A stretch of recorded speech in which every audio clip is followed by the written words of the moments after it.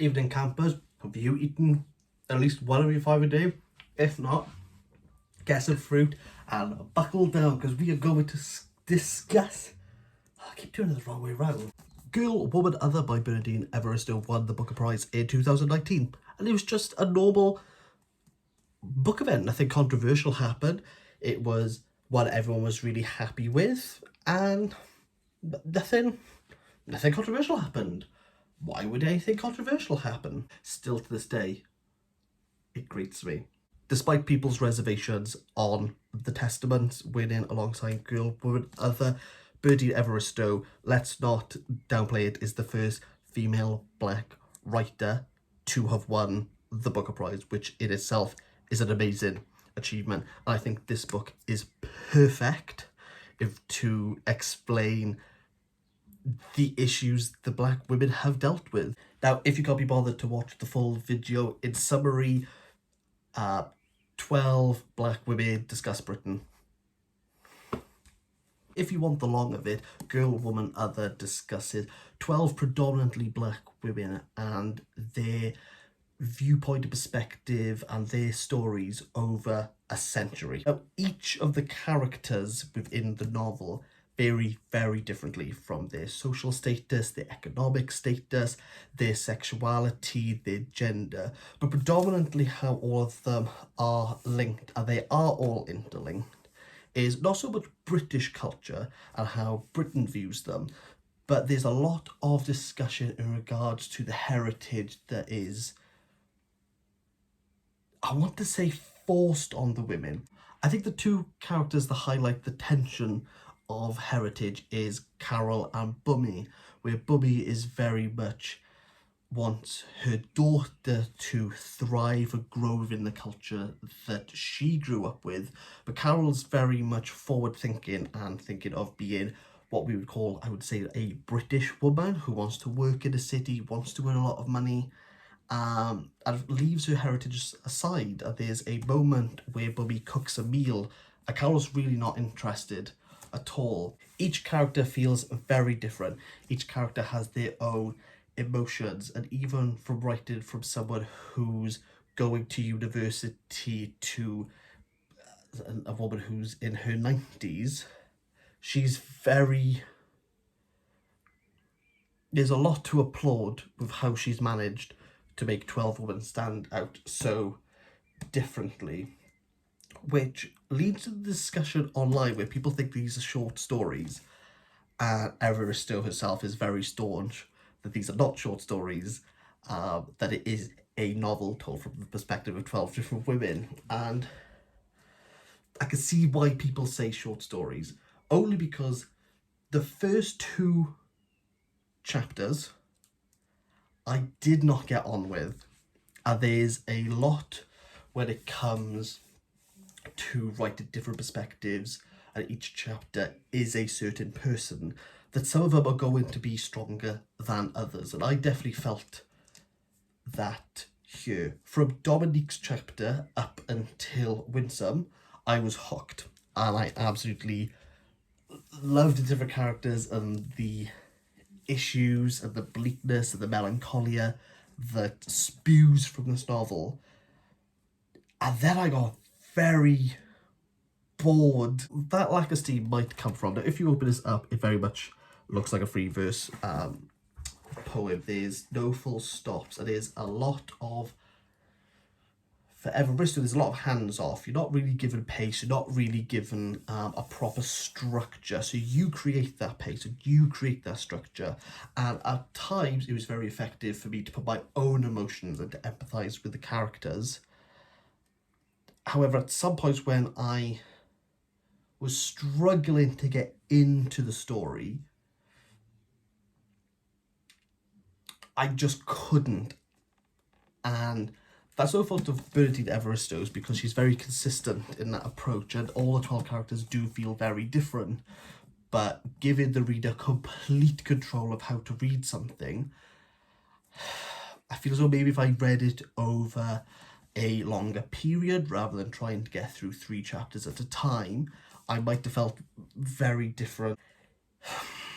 My experience is that I became very overloaded from this book. It's not a happy read. If Mary Kondo was to read this, there would be no sparking of joy. I will guarantee you that now. It's very bleak.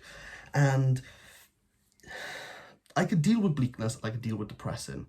But when each chapter is dealing with a rape, and dealing with an affair, and dealing with heartbreak, and dealing with estrangement from mothers and daughters, dealing with pregnancies and unwanted pregnancies and domestic abuse, when there's no relief, it becomes very difficult for me to recharge my batteries.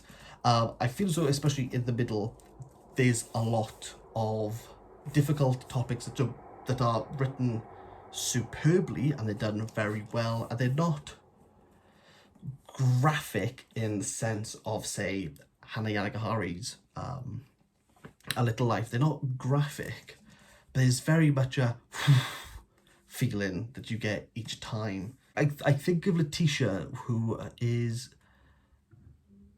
a teenager who gets pregnant by 3 different men, and her kids have no father figure, and that's quite hard to bounce back from for me. And then the next chapter is about her teacher, who kind of becomes disingenuated from this. She becomes disingenuated from the system itself, and is really kind of spitefully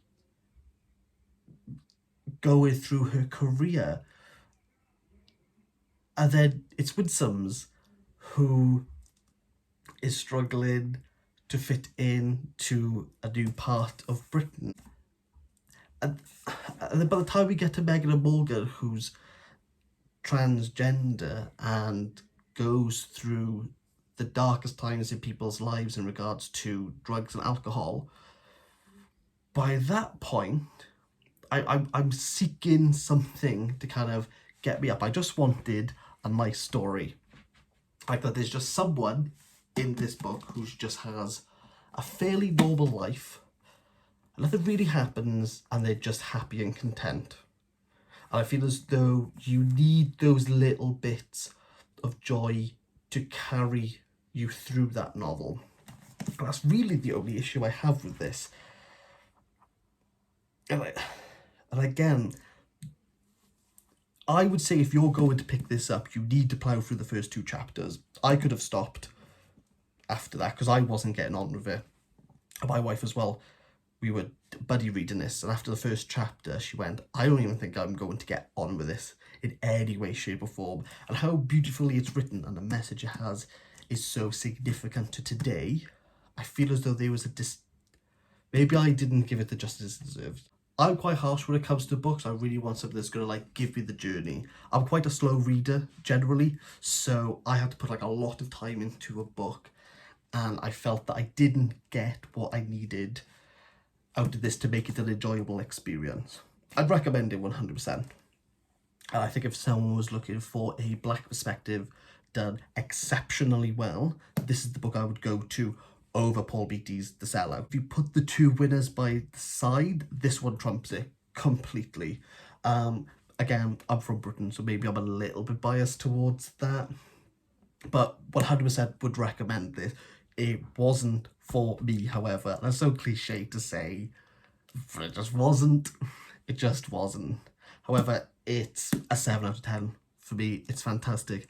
Now, the next book I am going to discuss is this big old chunk, The Luminaries by Eleanor Cannon, which won the Man Booker in 2013. So if you haven't read this or are keen to, please do pick up a copy. If you like this novel, please let me know what you loved about it. If you hated this novel, likewise, let me know why you hated it.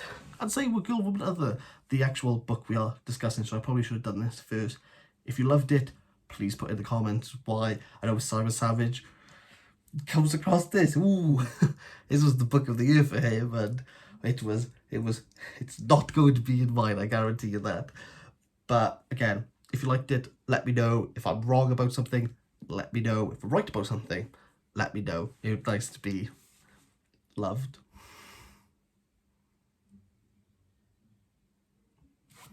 Evening campers, I'll see you in the next one.